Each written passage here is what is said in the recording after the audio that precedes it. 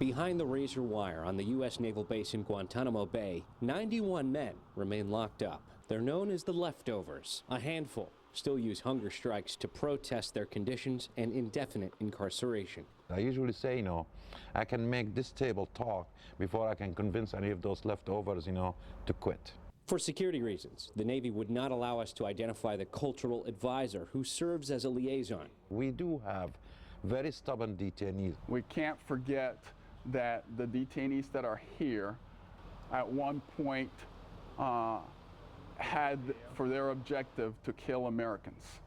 And given the opportunity, they would continue to do so.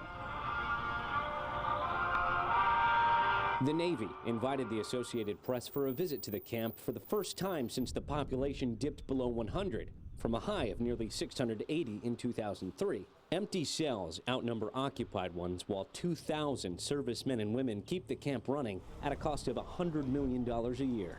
I have no order to execute a closure of Joint Task Force Guantanamo Bay.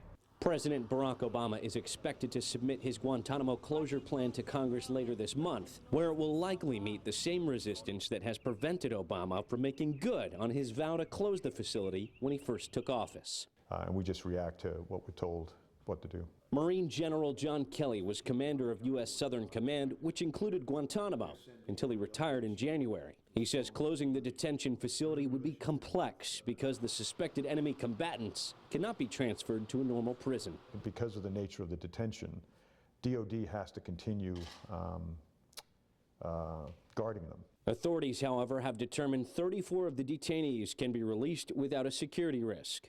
The U.S. is working on finding countries to take them, which is expected to be done by this summer. The remaining 57 include 5 men accused of planning and aiding the September 11th terrorist attacks. But I do think there's a place that we would need to indefinitely hold detainees, at least until whatever the conflict is over. So whether it's Guantanamo or a place in the States, continental United States, but I do think we need a place. For now, that place continues to be in southeastern Cuba. Joshua Plogel, The Associated Press, Guantanamo Bay, Cuba.